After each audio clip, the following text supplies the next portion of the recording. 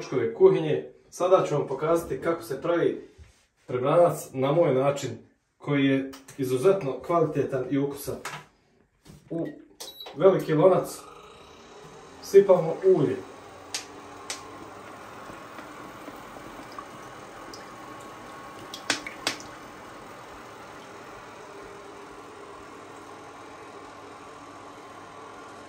Otprilike možda oko 5 mm da prekrije dno ulje.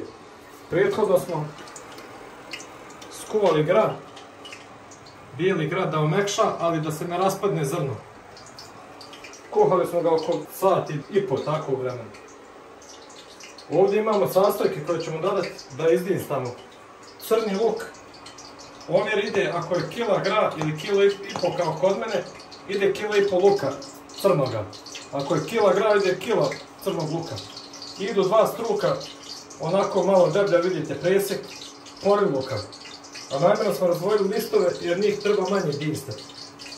Stavljamo dva ova začina za grah, fanta, koje smo razmutili prethodno u hladnoj vodi. Ide 5-6 čenova bijelog luka iseckanog na listove i bibere. Sad ćemo sačekati da se zagrije ulje, pa ćemo dodati luk i ostale sastojke da dinstamo. Kada smo zagrijali ulje, istvjesli smo crni luk. Sačekat ćemo da crni luk počne da dobija žučkastu boju da bi dodali poriluk. Vidite, da vam pokažem, kada režete luk za prebranac ne ide sitno. Glavcu luka sjećete popola i onda kad je poklopite sjećete ovako na sitne kolutove kao poriluk. Samo što crveni luk kad je njega sjećete ovako i dobijate na kraju ovako sječan luk. Kao ovo. Isto sistem krugova. Možete da poklopite jer će vam onda bolje da se dinsta brže zbog pare koja ostaje u loncu. Kada je crni luk smekšao, dodajemo praziluk ili poriluk. Dodajemo prvo čvrste dijelove poriluka, a listove ćemo malo kasnije, dok se smekša malo i poriluk. Nastavljamo da dinstamo, također ćemo staviti poklopac. Nakon 15 minuta dinstanja vidite da je i poriluk i luk se sjedinili i postali mekani i zlatne boje. Dodajemo sada pera od poriluka. Njima treba vrlo malo da se prodinstaju, pa ćemo dodati onda ostatak začina. Kao što vidite, luk je skroz smekšao. Sada dodajemo bijeli luk, sjeckan na ploske.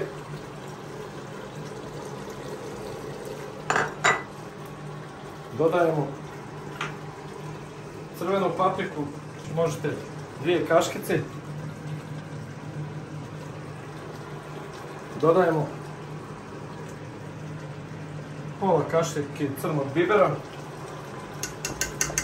i dodajemo fant za ribu čoru koju smo razmutili.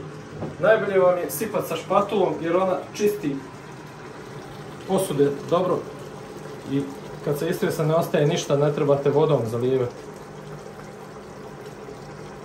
Kako sad smjesa dobija i ukus, miris i izgled.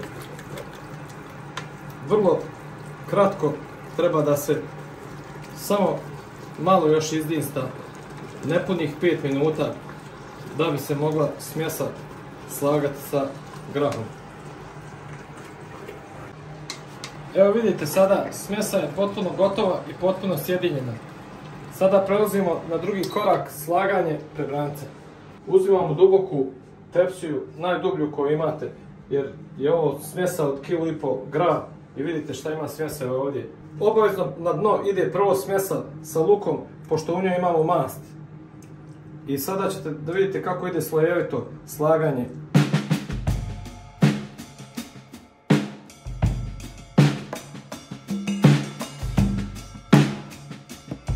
Izuzetno lijepo miriše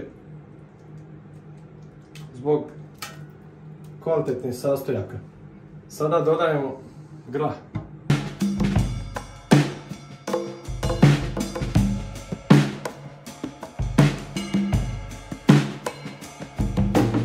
Znači obavezno na dno ide prvo smjesa sa lukom jer u njoj imamo mast.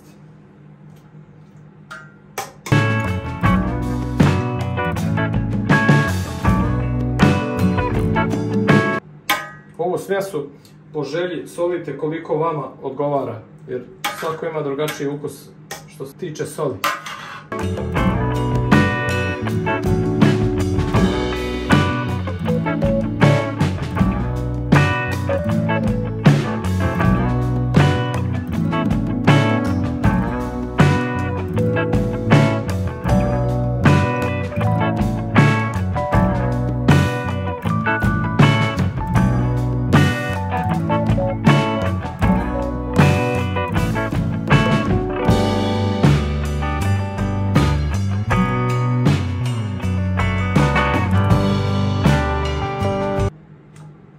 Da dodam i ovo. Ovo sada je postni prebranac, a ako pravite mrsni prebranac možete sve da radite na masti, a između ovih slojeva možete da dodajete narezanu kobasicu ili malo prepečenu slaninu zbog mirisa i ukusa. To bi vam bilo još sočnije i kvalitetnije, ali ovo je sada postni prebranac koji je također vrhunski.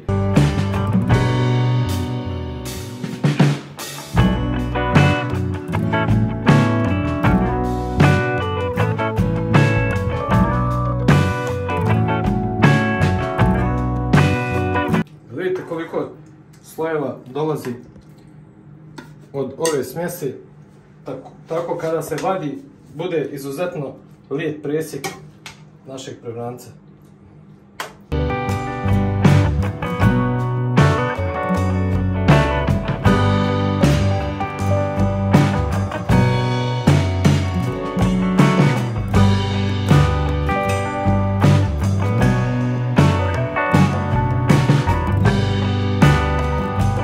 Vidite koliko je puna tepsija. Ova smjesa može da nahrani 20 ljudi. Jer znate sami koliko je pasulj sit. Još pogotovo sa ovoliko začina i luka. Ali već možete da pretpostavite koliko će biti ukusa.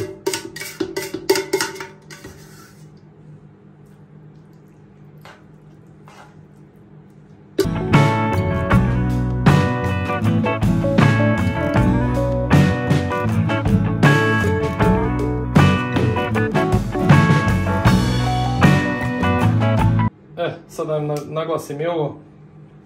Na kraju uvijek gornji sloj pasulj. Znači donji je smjesa ova, a završavate sa pasuljom na vrhu. To je obavezno kod prebranca.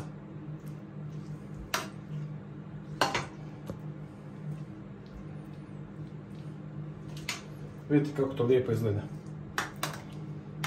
I on će sad da ide u rernu da se peče na nekih 180 stepeni dok se ne sjedini sa ovom smjesom pasulja.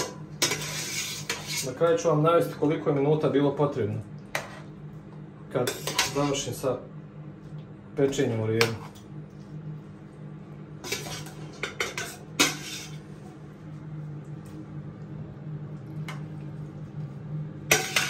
Vidite kako je ispalo savršeno raspoređeno sloj za slojem.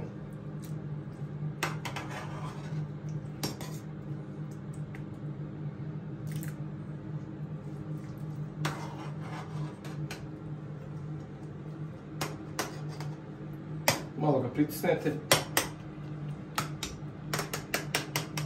a kad počne da se peče, on će gore da izbije mast, ulje i da se poveže sa ostatkom smjesi. Ja praktikujem da dodam malo bibera na vrh,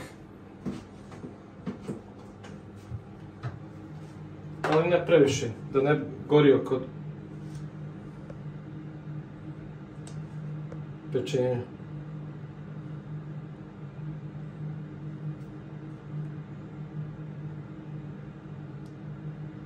Rernu smo stavili na 200 stepeni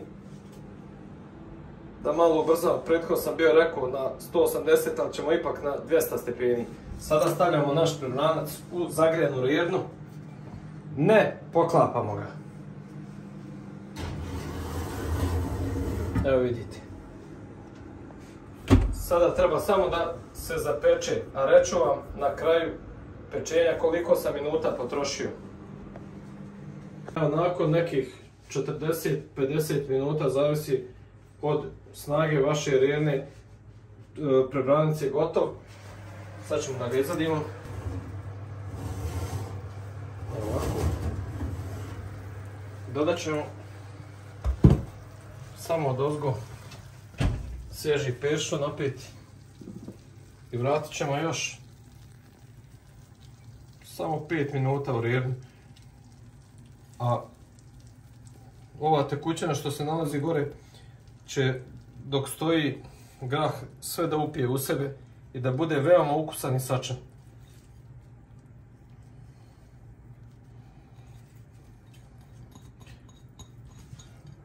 Evo ovako. Malo ćemo ga samo utisnuti.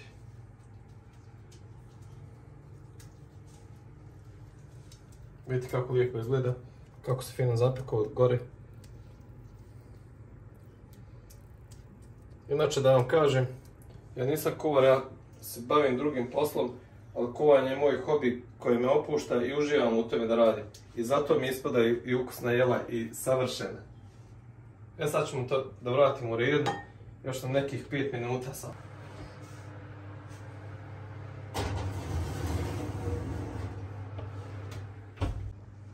Evo, nakon 10 minuta da vidite, prebranac je konačno gotov potpuno. Sad ćete da vidite kako izgleda lijepo.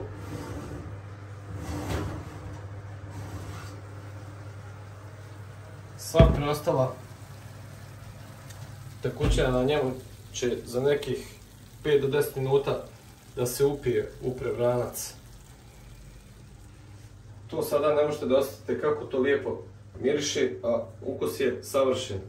Ako vam se svidio ovaj moj video, zapratite moj kanal, imate link ispod videa i ostavite like ako vam je bilo od koristi. I vidimo se na idućem receptu.